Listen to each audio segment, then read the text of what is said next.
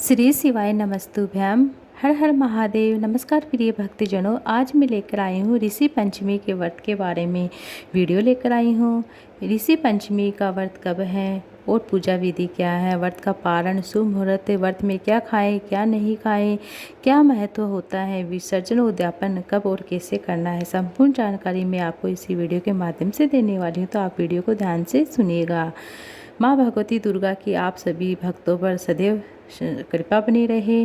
और आज की इस वीडियो में हम जानेंगे ऋषि पंचमी के बारे में। ऋषि पंचमी का व्रत भाद्रपद मास के शुक्ल पक्ष की पंचमी तिथि को किया जाता है। इस दिन ऋषि मुनियों को याद किया जाता है, सप्त ऋषियों की पूजा की जाती है। आज की इस वीडियो में आप जानेंगे कि साल 2024 में ऋषि पंचमी कब है, पंचमी तिथि कब आरंभ हो रही है, कब प्रारंभ हो रही है और कब समाप्त हो रही है, और आपको व्रत कब धारण करना है, व्रत में पूजा का शुभ मुहूर्त क्या होगा और व्रत के सभी नियम क्या होंगे, किस प्रकार से आप पूजा कर सकते हैं, किस प्रकार से आप व्रत का उद्यापन कर सकते हैं और किस प्रकार से आप व्रत का समापन कर सकते हैं, व्रत में क्या खाना चाहिए क्या नहीं खाना चाहिए। संपूर्ण जानकारी आपको ऋषि पंचमी व्रत से संबंधित जो भी जानकारी है मैं आप सभी से शेयर करने वाली हूँ। तो वीडियो बहुत महत्वपूर्ण होगा, पूरा ज़रूर देखिएगा। अच्छी लगे तो वीडियो को लाइक कीजिएगा, शेयर कीजिएगा, कमेंट बॉक्स में श्री शिवाय नमस्तुभ्यम जरूर से लिखिएगा। यही एकमात्र जरिया है जिससे मुझे पता चलता है कि आपने यह वीडियो अच्छा लगा है, वीडियो आपने पूरा देखा है, आपके लिए यह वीडियो उपयोगी है। तो अगर वीडियो बहुत ज़्यादा उपयोगी है तो लाइक कीजिएगा। अब सबसे पहले जान लेते हैं ऋषि पंचमी तिथि कब प्रारंभ हो रही है और कब समाप्त हो रही है। देखिए, पंचमी तिथि प्रारंभ हो रही है 7 सितंबर 2024 शनिवार के दिन संध्या काल में 5:03 पर और समाप्त हो रही है 8 सितंबर को शाम के समय 7:05 पर। यह सूर्योदय कालीन तिथि है और सूर्योदय कालीन तिथि के अनुसार पंचमी तिथि हमें प्राप्त हो रही है 8 सितंबर को, इसलिए 8 सितंबर 2024 रविवार के दिन ऋषि पंचमी का व्रत रखा जाएगा, धारण किया जाएगा। अब बात करें हैं पूजा के शुभ मुहूर्तों के बारे में। देखिए, पूजा का शुभ मुहूर्त आपको प्राप्त हो रहा है सुबह 10 बजे से लेकर 1 बजे तक। इस समय में आप सप्त ऋषियों की पूजा आराधना कर सकते हैं। अब जानते हैं कि सप्त ऋषियों की पूजा आपको किस प्रकार से करनी है, व्रत के नियम क्या होते हैं। ऋषि पंचमी व्रत की कथा आपको आने वाली इस वीडियो में मैं आपको दूंगी, तो आप उसे भी जरूर से सुनिएगा। दोस्तों, सनातन धर्म में जो व्रत और त्यौहार किए जाते हैं सब अपना अपना महत्व रखते हैं। ऋषि पंचमी का व्रत एक इसी प्रकार के व्रत में माना जाता है जो दोषों के निवारण के लिए किया जाता है। हाँ, ऋषि पंचमी कोई त्यौहार नहीं होता है पर व्रत होता है। इस व्रत में किसी देवी देवता की पूजा नहीं होती है, बल्कि यह व्रत सप्त ऋषियों को समर्पित होता है। इस व्रत में सप्त ऋषियों की पूजा आराधना की जाती है। ये व्रत किया क्यों जाता है? देखिए, सनातन धर्म में पीरियड को लेकर बहुत सारे नियम बताए गए हैं, जैसे कि शास्त्रों में बताया गया है कि पीरियड के समय भोजन नहीं बनाना चाहिए, पूजा पाठ की वस्तुओं को नहीं छूना चाहिए और बहुत सारी हम गलतियां कर देते हैं, जो भी त्रुटि हमसे हो जाती है। जटिल नियम इस नियम के लिए बताए गए हैं जिनका पालन करना प्रत्येक स्त्री के लिए आवश्यक बताया गया है। लेकिन सभी चीज़ें, इतने सारे नियम अपने जीवन में धारण नहीं कर पाते हैं। ऐसे में कोई ना कोई गलती हमसे हो ही जाती, इसलिए शास्त्रों में इसका निवारण बताया गया है कि ऋषि पंचमी का व्रत मतलब गलती से भी किसी कारण से भूल चूक अगर पीरियड के समय हमने महिला है जो उसका दोषी, मतलब पीरियड के समय हम पुरुष को खाना खिलाते हैं, जैसे मतलब सब आजकल सिंगल फैमिली रहने लगे हैं तो हम ऐसे ही हाथ लगा लेते हैं सभी चीज़ों को, तो हमें इसका दोष लगता है। तो दोष निवारण के लिए, दोष से मुक्ति पाने के लिए ऋषि पंचमी का व्रत किया जाता है। इन सप्त ऋषियों की पूजा की जाती है। कश्यप ऋषि, अत्रि ऋषि, भारद्वाज ऋषि और विश्वामित्र ऋषि, गौतम ऋषि, जगदम्बिनी ऋषि और वशिष्ठ ऋषि, इनके साथ ऋषि पंतरी अरुंधति की पूजा की जाती है। मतलब सप्त ऋषियों के साथ अरुंधति की पूजा भी की जाती है। इस व्रत में आपको जरूर करना है। ऋषि पंचमी व्रत के नियम के अनुसार इस व्रत को कोई भी महिला धारण कर सकती हैं, कन्याएं भी कर सकती हैं, सुहागिन महिलाएं भी कर सकती हैं। मतलब स्त्रियां कोई भी हो वह धारण कर सकती है व्रत, क्योंकि स्त्रियों के रजस्वला धर्म से जो भी दोष होते हैं उन दोषों से मुक्ति पाने के लिए व्रत किया जाता जाता है, इसलिए कोई भी महिलाएं इस व्रत को धारण कर सकती हैं। ऋषि पंचमी व्रत के नियम के अनुसार इस व्रत में कम से कम आपको 7 साल जरूर करना चाहिए, मतलब आपको 7 साल करना है। जीवन भर इस व्रत को कर सकते हैं, लेकिन कम से कम आपको 7 साल तो करने ही है। ऐसी मान्यता है कि 7 साल तक करने के बाद 8वें साल इस व्रत का उद्यापन कर सकते हैं। इससे जो भी जाने अनजाने में गलतियां हो जाती है वह समाप्त हो जाती है, उनके दोष से समाप्त हो जाते हैं, उनके दोष का निवारण हो जाता है। इस व्रत में अगर आप धारण करना चाहते हैं तो व्रत के नियम क्या है जान लीजिए। ऋषि पंचमी के दिन सुबह जल्दी उठकर सूर्योदय से पहले स्नान आदि करके नित्य कर्मों से निवृत्त होकर स्नान आदि करके साफ सुथरे हल्के पीले रंग के वस्त्र धारण करें। और स्नान करने से पहले जैसे दातुन करना होता है आपको, तो क्या करना है, लकड़ी की जो दातुन होती है वह करनी होती है, या चिड़चिड़ा जिसे कहा जाता है उसकी लकड़ी से दातुन करनी होती है। उसी के पत्ते जल में डालकर स्नान किए जाते हैं। स्नान करने के बाद आप साफ स्वच्छ वस्त्र धारण करें, सप्त ऋषि की पूजा करें। आपको अपने घर में जहाँ पर भी आपको पूजा स्थल होता है उस जगह पर आपको साफ सुथरा करके लकड़ी की चौकी या पाटा जो भी है वह लगाना है। चौकी लगाने के बाद उसके ऊपर आसन बिछाइए। उस लकड़ी की चौकी पर पीले रंग का आसन बिछा सकते हैं। उसी पर आपको सप्तऋषि का विग्रह स्थापित करना है। जैसे कि सप्तऋषि की फ़ोटो मिल जाए तो बहुत अच्छी बात है, आप उसे भी स्थापित कर सकते हैं। एक और चीज़ होती है, अगर आपको सप्तऋषि की फ़ोटो नहीं मिल पाती है तो आप क्या कर सकते हैं, छोटी छोटी मिट्टी की पिंडियाँ बना लीजिए, मिट्टी के ढेले बना लीजिए। साथ छोटा सा शिवलिंग होता है, उसी प्रकार से छोटी छोटी मिट्टी की पिंडियाँ बनाकर 7 पिंडियाँ, एक अरुंधति के लिए 8 पिंडी, मतलब 8 पिंडी के ढेले बनाकर उसी चौकी पर स्थापित करके उनको आप सप्तऋषि मानकर, अरुंधति मानकर पूजा कर सकते हैं। हाँ, चौकी पर आपको सबसे पहले कलश रखना है। कलश स्थापित करने की आवश्यकता नहीं होती है। एक जल का लोटा ले लीजिए, पात्र ले लीजिए, बस इतना ही कर लेना है। इसके ज़्यादा मतलब आपको कुछ नहीं करना है। आपको क्या करना, पूर्ण पात्र वगैरह नहीं रखना है, सिर्फ जल से भरा हुआ एक लोटा या कलश रख लीजिए, मतलब पानी भरकर रख लीजिए। इस बात को आपको विशेष तौर पर ध्यान देना है कि आपको एक दीपक अवश्य प्रज्वलित करना है। धूप दीप प्रज्वलित करके विधि विधान से आप मानसिक रूप से सप्त ऋषियों का ध्यान करते हुए, उनका स्मरण करते हुए पूरे श्रद्धा भाव से दीपक लगाइए, कथा सुनिए। अब आप एक और चीज़ का आपको ध्यान रखना है कि हम पुष्प इत्यादि अर्पित करते हैं। सप्त ऋषियों को पीले पुष्प अर्पित करने हैं, पीले फल ही अर्पित किए जाते हैं, पीली मिठाई अर्पित की जाती है। सच्चे मन से पूजा करने के बाद क्षमा याचना अवश्य करें। हाँ, दूसरे लोगों की इन नियमों की मदद करने का संकल्प भी लीजिए। मतलब जिन गलतियों से हम खुद परेशान हैं उन गलतियों को कोई और ना करे, इसके लिए आपको प्रयास करना है। ऐसा सप्तऋषियों के सामने आपको प्रार्थना करनी है, दूसरों की मदद करने का संकल्प लेना। इसके बाद व्रत की कथा सुनिए, आरती कीजिए। इसके बाद जो भोग आप लेकर आए, बनाया अपने घर में, सप्तऋषियों को भोग लगाइए। दूसरों को भी प्रसाद वितरित कीजिए। घर में अगर बड़े बुजुर्ग हैं तो उनका भी चरण स्पर्श कीजिए। अब आपकी पूजा पूर्ण हो जाती है। आप जानते हैं कि अगर आप आप ऋषि पंचमी का व्रत धारण करते हैं तो आपको उद्यापन में किस प्रकार से आपको करना चाहिए। उद्यापन 7 वर्ष तक आपको यह व्रत करना है, कम से कम, मतलब ज़रूर करना चाहिए 7 वर्ष तक। तो उसके बाद आप 8वें वर्ष में उद्यापन कर सकते हैं। उद्यापन विधि में थोड़ी कठिन, जैसे आप अपनी इच्छा के अनुसार कर सकते हैं, जितनी क्षमता है आपकी उसके अनुसार आप शास्त्रों के अनुसार इस व्रत का उद्यापन करने में आपको 7 सोने की मूर्तियाँ, 7 सप्त ऋषियों की जो मूर्तियाँ होती हैं वह सोने की मूर्तियाँ बनवानी होती हैं। आप अपनी श्रद्धा के अनुसार छोटी मूर्तियाँ भी बनवा सकते हैं, फिर चांदी की मूर्ति बनवा सकते हैं। और अपनी क्षमता सामर्थ्य नहीं है तो आप फिर मिट्टी की मूर्तियाँ भी बनाकर आप दे सकते हैं। जितनी सामर्थ्य आप उसके अनुसार कर सकते हैं। और इस विधि विधान से आप पूजा करें। 7 जोड़े ब्राह्मण ब्राह्मणियों को आपको घर में आमंत्रित करना है। 7 जोड़ों को आपको भोजन कराना है। फिर 7 जोड़ों को आपको क्या करना है, दान दक्षिणा देनी है। वेश वगैरह जो भी कपड़े होते हैं वो दे सकते हैं। 7 गायों का दान दीजिए। अब 7 आपको क्या करना है, 7 जगह दान करना है। आप एक समझ लीजिए कि कुछ अमाउंट में कुछ पैसे दान कर सकते हैं, तो गोदान में आप सब गौशाला में आप दान स्वरूप में कर सकते हैं।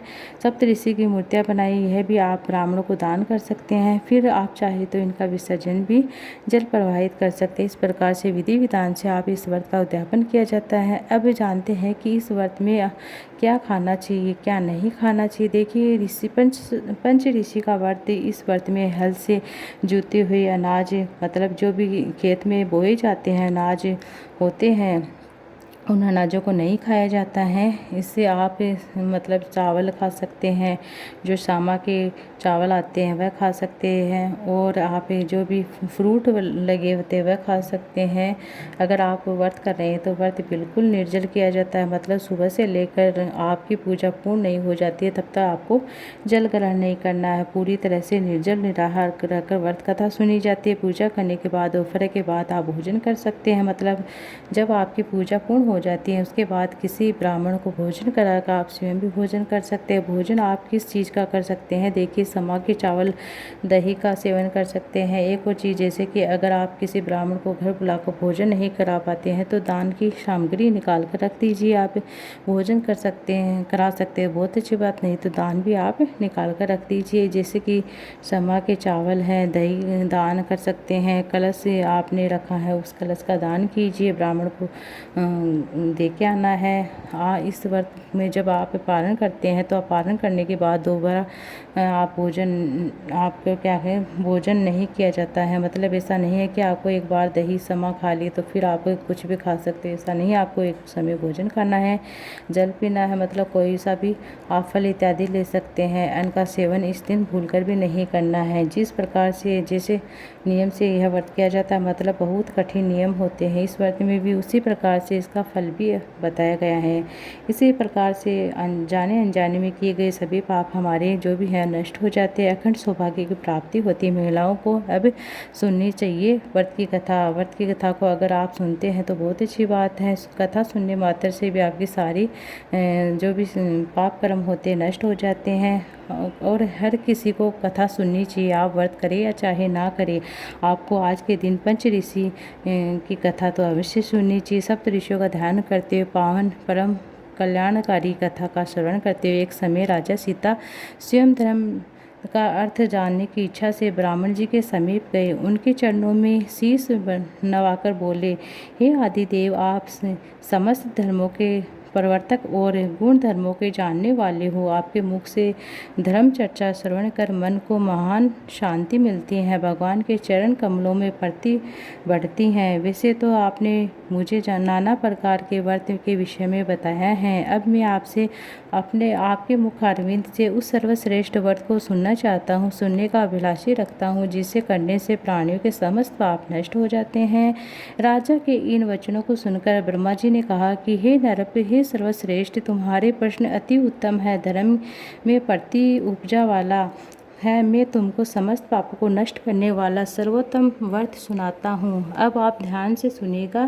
पंच ऋषि के नाम से विख्यात हैं। इस व्रत को ग्रहण करने वाली प्राणी समस्त पापों से सहज की छूटता पा लेते हैं, उसे नरक के कदापि नहीं जाना पड़ता है, नरकगामी नहीं होता। इस व्रत का एक अति प्राचीन इतिहास और भी है। इस इतिहास में मैं तुम्हारे सम्मुख प्रकट करता हूँ। एक समय की बात है, विदर्भ देश में उत्कता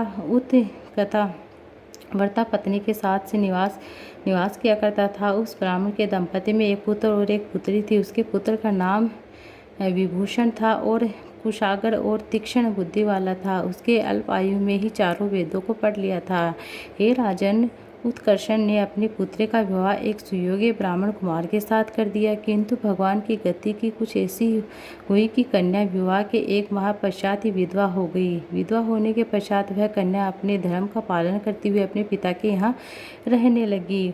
अपने अपने समय को व्यतीत करने लगी। विधवा कन्या के दुख से दुखी होकर उत्कर्षण को सौंपकर अपनी स्त्री और कन्या को लेकर गंगा के किनारे चला गया। वहाँ आश्रम बनाकर वेदों का पाठ पठन करने लगा। उसके पास कुछ ब्राह्मण भी वेद पढ़ने के लिए आया करते थे। कन्या भी अपने धर्मों का पालन करती थी, अपना समय व्यतीत कर रही थी। यह नित्यवर्ती मन लगाकर माता पिता की सेवा करती थी। एक दिन समस्त कार्यों से थककर वह एक शिला पर विश्राम करने के लिए लेट गया। थकान के कारण उसको अपने शरीर की शुद्धि ही नहीं रही। भगवान की गति से अर्धरात्रि के समय यकाएक उसे शरीर के कीड़े उत्पन्न हो गए। शिष्यों ने जब उस कन्या के शरीर पर कीड़ों को देखा तो उन्होंने आकर अपनी गुरु पत्नी को बताया। कन्या के शरीर में कीड़े पड़ जाने के बाद ब्राह्मण स्वयं में विलाप करती हुई उसी शिला के पास पहुंची।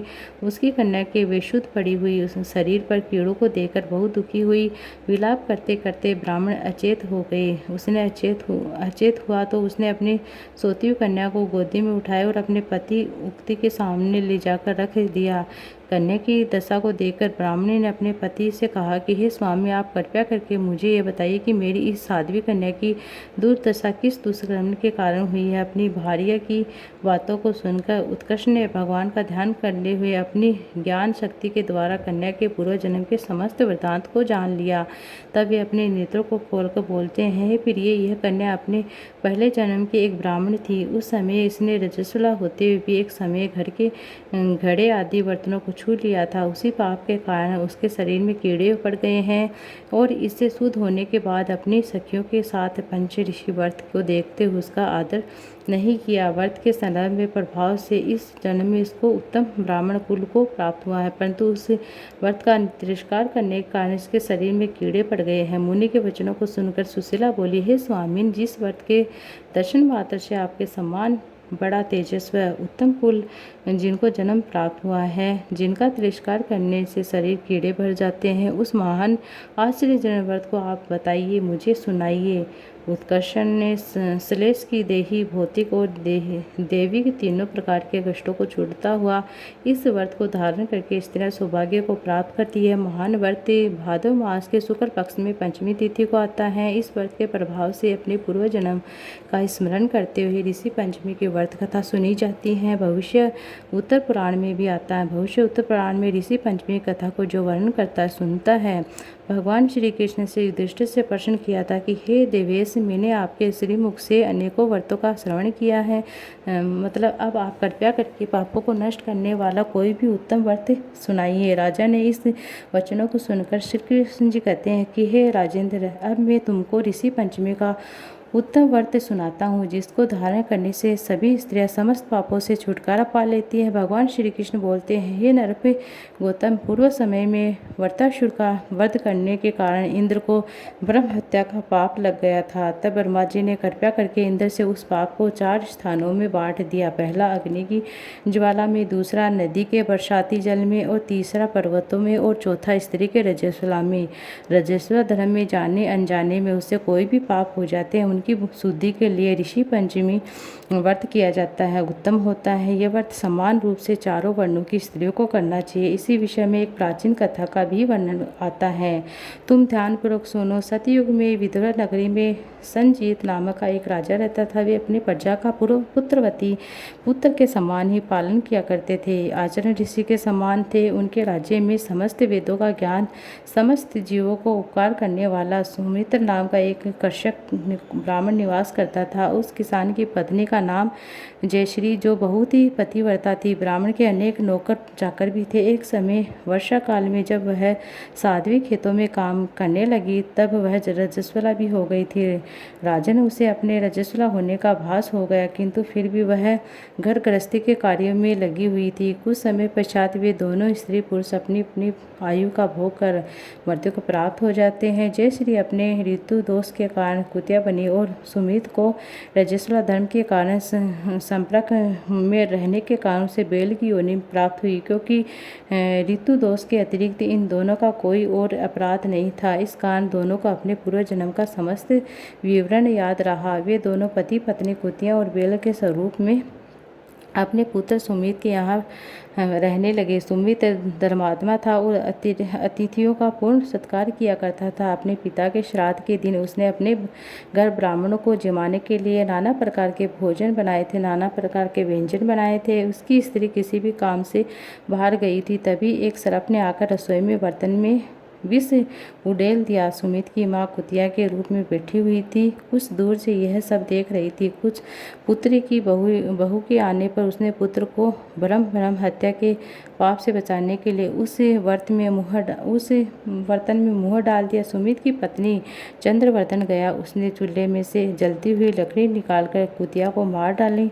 बेचारी कुतिया मार खाकर इधर उधर भागने लगी। प्रतिदिन रसोई में जो जूठन आदि शेष रहती थी उसे कुतिया के सामने सुमित की बहू डाल दिया करती थी, किंतु आज उसने क्रोध के कारण वह भी नहीं खाना दिया। क्रोध के कारण उसने वह सब भोजन भी नहीं दिया, फेंक दिया। बर्तन साफ किया, वे दोबारा भोजन बनाए। उसने ब्राह्मणों को भोजन कराया। रात्रि के समय भूख से व्याकुल होकर वह कुतिया बेल के रूप में बने हुए वह पूर्व पत्नी आपस में बातें कर रहे। हे स्वामी, आज मैं भूख से मरी जा रही हूँ। वैसे तो रोज ही मेरा पुत्र मुझे खाने को देता है, मगर आज उसने मुझे कुछ नहीं दिया। मैंने शाम के समय सांप के विष वाले खीर के बर्तन को अनेकों ब्राह्मण हत्या के भय से छूटकर भ्रष्ट कर दिया था, उसे न खाने के योग्य कर दिया। इस कारण मेरी बहू ने मुझे बहुत मारा है, खाने को भी नहीं दिया है। तब वे कहा कि हे बदर, तेरे ही पापों का कारण तुझे इस योनि में पड़ रहा है। बोझो